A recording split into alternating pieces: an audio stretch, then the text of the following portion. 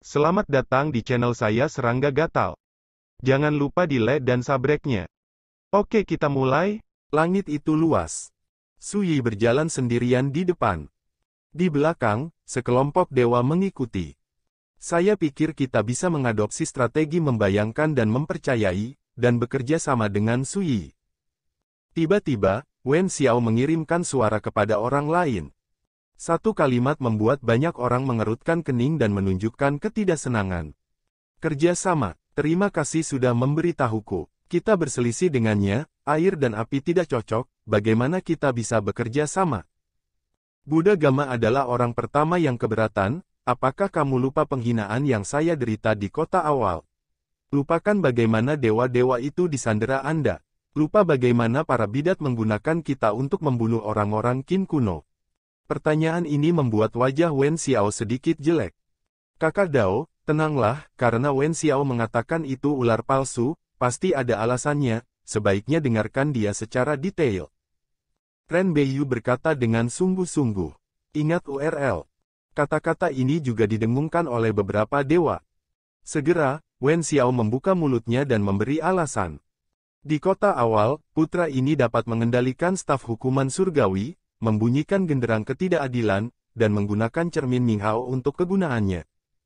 Dan di Laut Bintang transformasi dewa ini, tidak peduli alam rahasia apa yang dia masuki, dia dapat dengan mudah mendapatkan ciptaan ilahi di dalamnya, dan dia tidak pernah mengalami masalah apapun.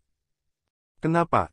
Saya yakin Anda telah menebak dalam hati Anda bahwa semua ini terkait dengan kekuatan reinkarnasi dan api zaman di bawah kendalinya.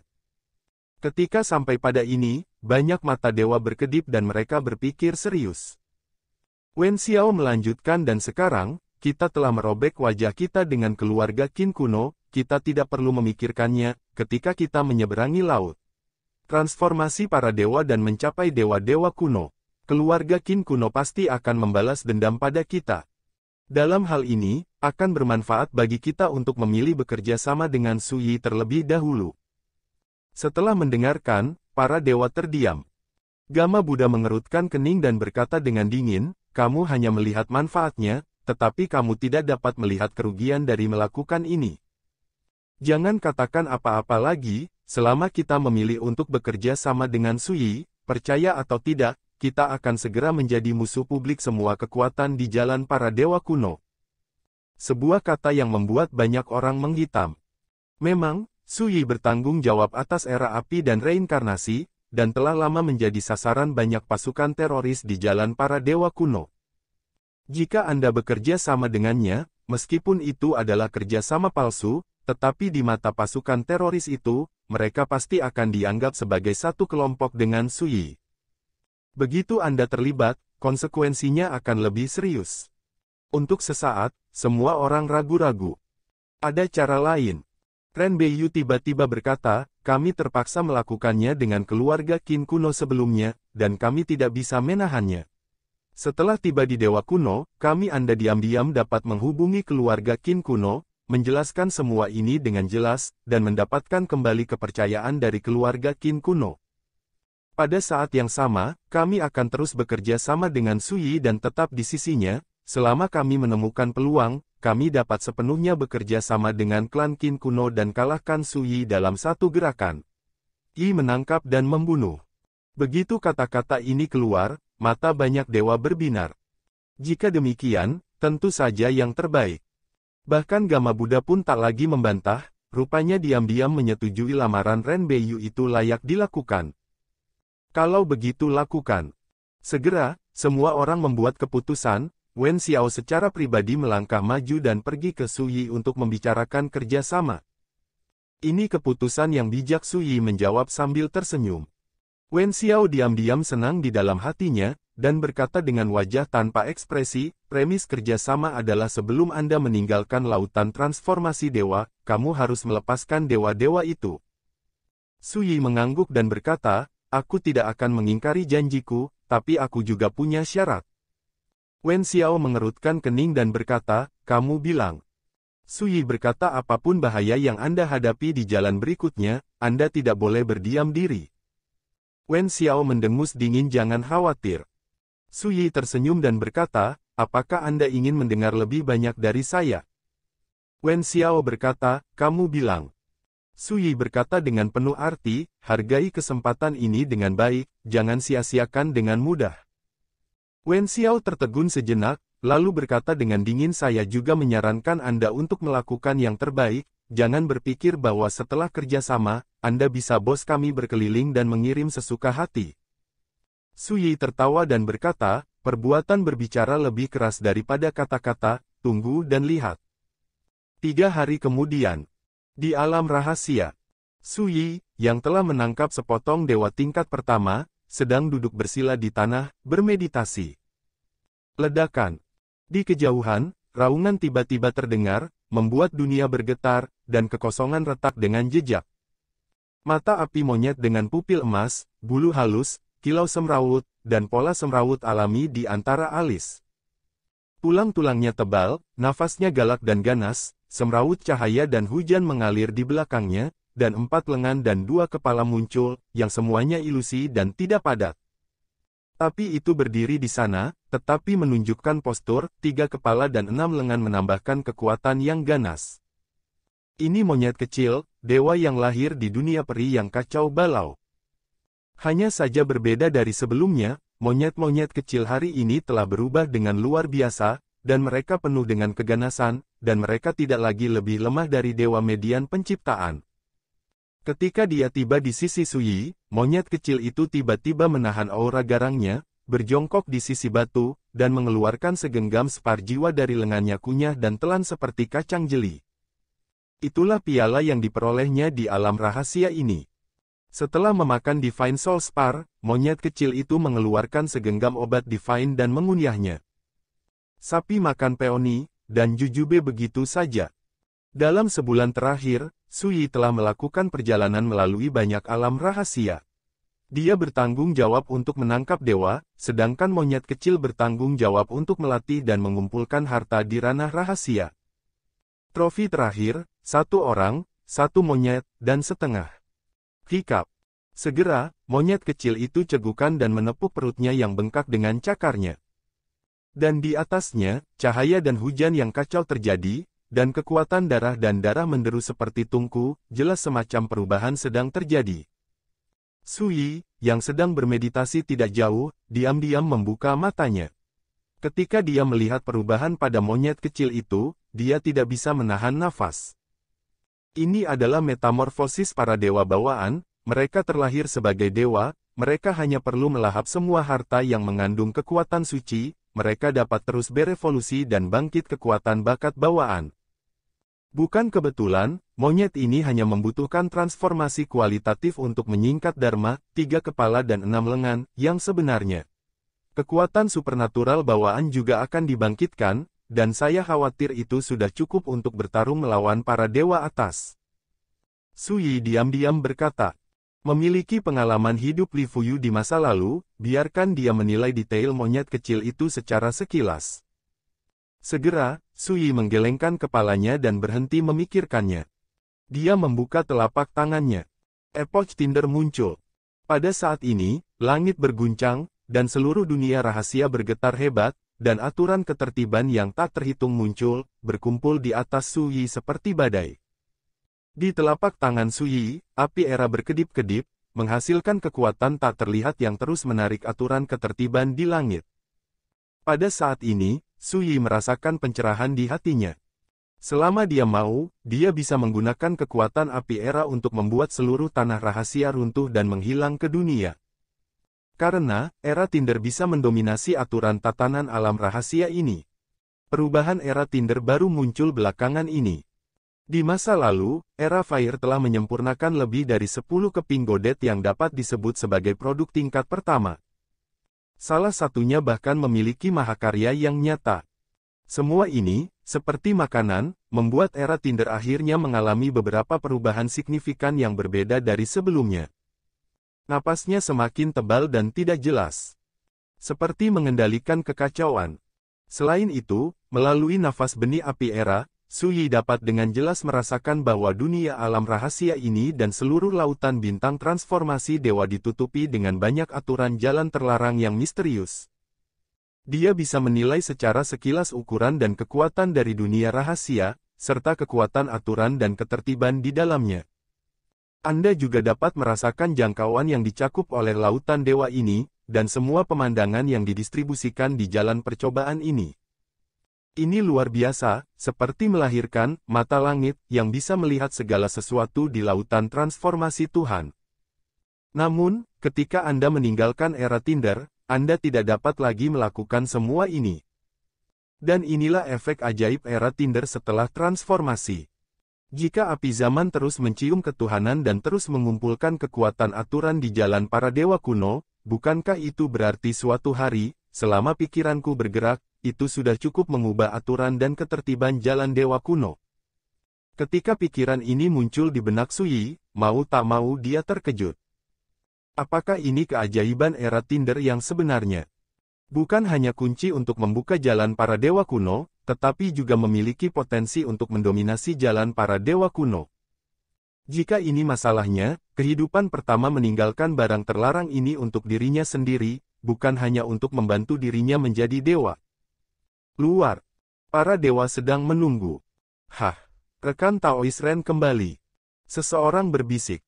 Semua orang segar kembali, mendongak, dan benar saja, sosok Ren Beiyu telah bergerak dari kejauhan. Bagaimana kabarnya? Fu Yun melangkah maju untuk menyambutnya. 2 hari yang lalu, tak lama setelah Sui memasuki dunia rahasia, Ren Beiyu berangkat sendirian.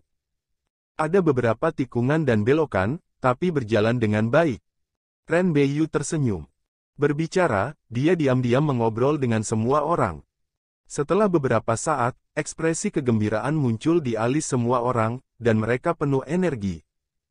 Tidak peduli apa hasil akhir dari masalah ini, premisnya adalah bahwa dewa-dewa itu harus diselamatkan sebelum meninggalkan lautan para dewa. Gama Buddha berkata dengan suara yang dalam. Semuanya mengangguk.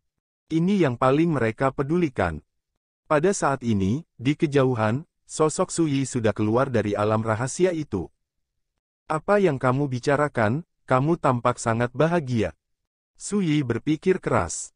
Tiba-tiba, para dewa berhenti berbicara secara rahasia, dan ekspresi mereka menjadi dingin dan tidak mau memperhatikan Sui. Tidak mungkin, begitu melihat Sui, mereka marah dan merasa tidak nyaman seperti memakan lalat mati.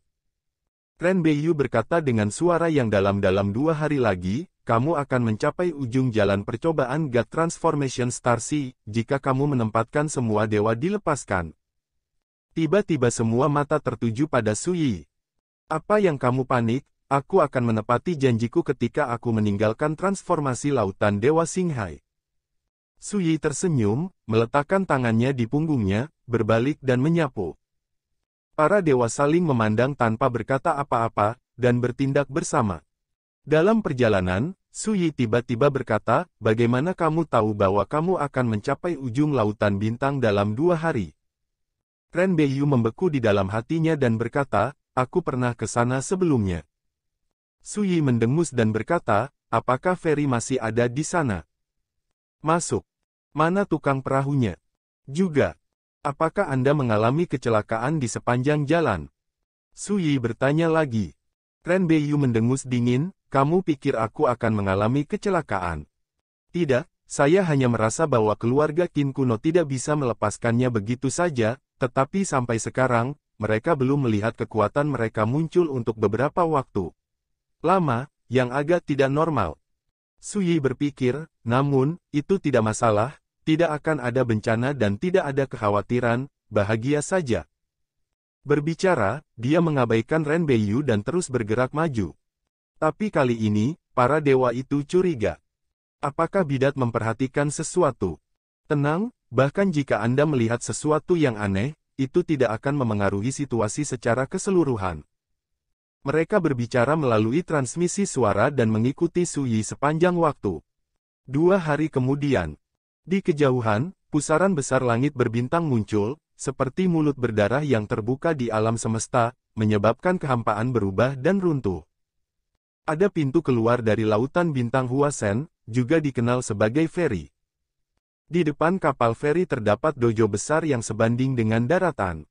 Ada 3.000 pilar perunggu yang berdiri di dojo, dan setiap pilar perunggu seperti gunung yang berdiri tegak, diukir dengan gambar misterius di atasnya dengan pola Shinto yang tidak jelas. Itulah 3.000 pilar. Dikatakan bahwa 3.000 pilar ilahi ini sebanding dengan Dinghai Shenzhen, yang telah menjaga seluruh lautan bintang. Bahkan jika ada bencana besar, dengan 3.000 pilar ini, lautan bintang tidak akan hancur. Dan di kapal feri, selalu ada tukang feri. Ferryman adalah pekerjaan, bertanggung jawab untuk membimbing orang-orang percobaan yang telah berhasil tiba di sini kepada dewa-dewa kuno. Akhirnya sampai. Ketika mereka melihat feri di kejauhan, ekspresi para dewa menjadi rumit. Su Yi tertawa dan menggoda, apakah kamu ingat frustrasi dan ketidakberdayaan yang kamu derita selama ini? Dewa. Tidak apa-apa lagi, begitu mereka mengatakannya, mereka tidak bisa tenang. Jauh lebih suram.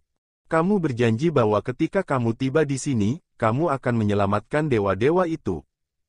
Buddha Gama berkata dengan suara berat, jika Anda berani mengingkari janji Anda, kami berjanji bahwa ini adalah tempat pemakaman Anda. Dewa lain juga terlihat buruk.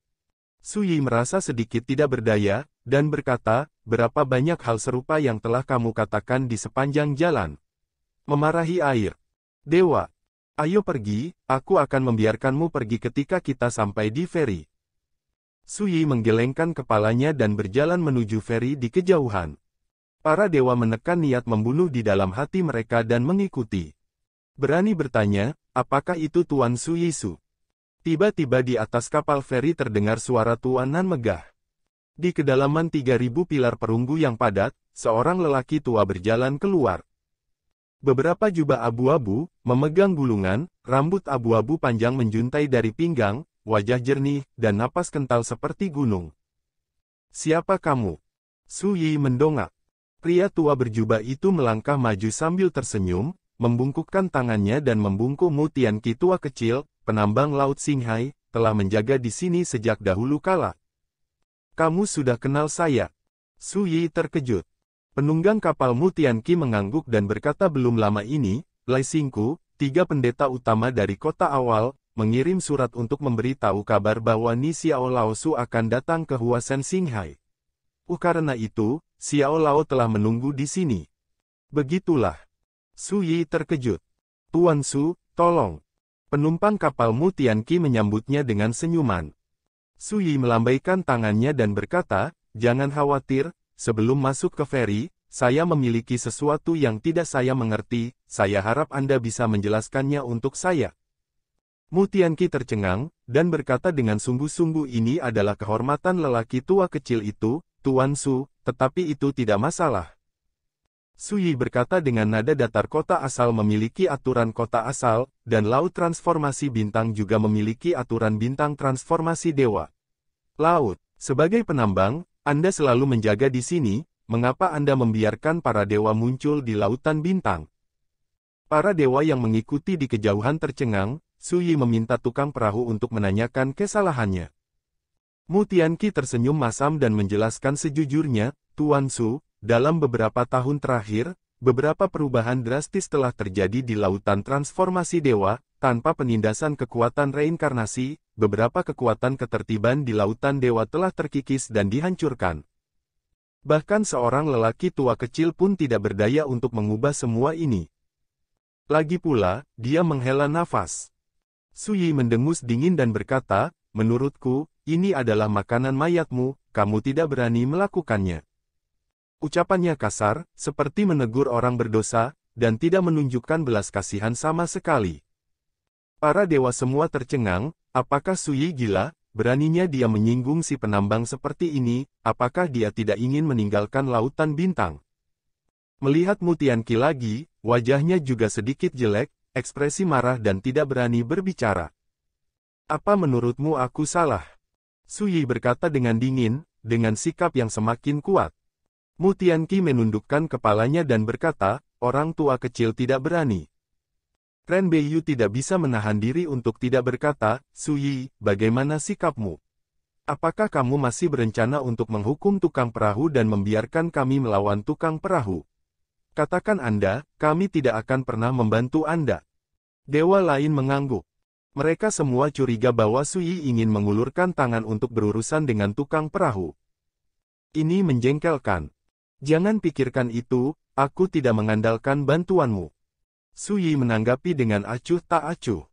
Pada saat ini, Mu Tianqi menarik napas dalam-dalam dan berkata, Tuan Su, harap tenang, Xiao Lao temukan tempat untuk menjelaskan kepada Anda sendiri. Cerita. Sui berpikir sejenak, dan berkata, baiklah, aku akan memberimu kesempatan. Omong-omong, dia sudah melangkah ke kapal feri yang sebanding dengan darat. Ketika para dewa melihat ini, mereka jelas lega, dan mereka semua mengikuti. Feri ini sangat spektakuler sehingga ketika Anda menginjaknya, tanahnya terbuat dari batu emas misterius. 3.000 tiang perunggu berdiri, seolah tak tergoyahkan oleh perubahan zaman. Di kejauhan, ada jalan keluar seperti pusaran bintang. Melewatinya membuat orang merasa kecil. Sui, sebelum kamu berbicara dengan tukang perahu, bisakah kamu melepaskan dewa-dewa itu? Gama Buddha membuka mulutnya.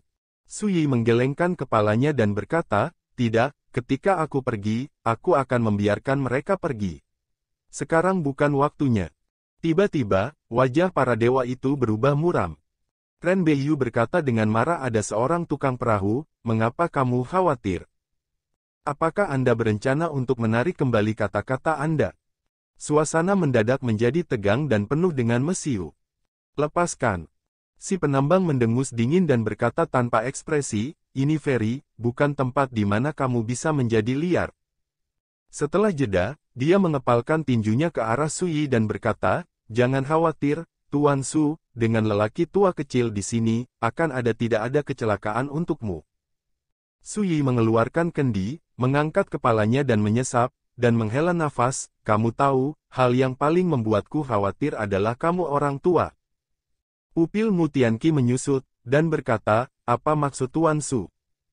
Mata Sui menyapu dia, menyapu para dewa satu persatu, dan kemudian tidak bisa menahan tawa, permainan yang kamu mainkan ini terlalu berlebihan. Canggung. Penonton terdiam. Ekspresi para dewa itu berubah. Si penambang Mu Tianqi juga tercengang, alisnya sedikit berkerut. Dia ragu-ragu berkata, Tuan Su, apakah Anda pernah melihatnya sebelumnya? Lengkungan mencibir muncul di bibir Sui, dan berkata, bagaimana menurutmu? Pada saat ini, si penambang tiba-tiba berdiri tegak, dan sinar menakutkan muncul di matanya. Tapi menurut saya, bahkan jika Master Su melihat semua ini, sudah terlambat. Mu Tianqi berbicara tanpa ekspresi. Sebelumnya, dia patuh, gemetar, dan berhati-hati. Tapi kali ini, dia benar-benar berubah, matanya dingin, dan ekspresinya penuh main-main dan penghinaan. Apakah sudah terlambat?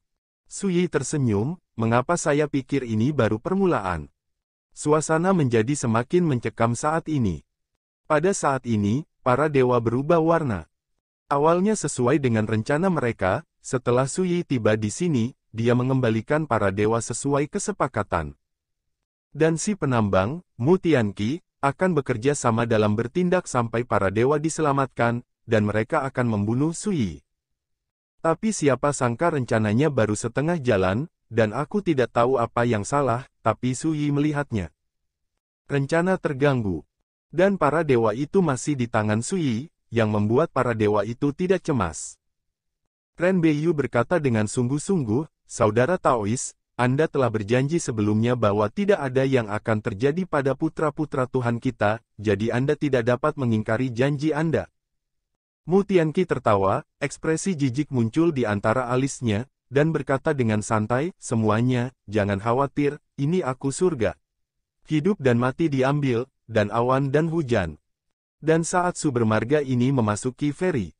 Mu Tianqi berkata dengan nada menghina, tidak ada kesempatan untuk berjuang. Dengan suaranya, ledakan. Di feri ini, 3.000 pilar perunggu meraung bersama, melepaskan fluktuasi kekuatan misterius dan terlarang.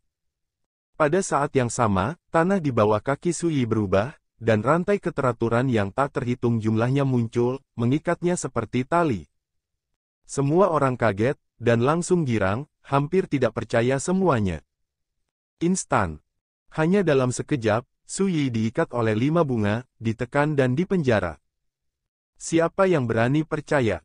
Saudara Dao, hati-hati, jangan sakiti dia, tidak akan terlambat untuk mengarangnya setelah kita menyelamatkan anak-anak Tuhan itu. Ren Beiyu segera mengingatkan. Mu Tianqi mencibir dan berkata, jangan panik, bagaimana aku bisa menjadi tipe orang yang tidak punya akal?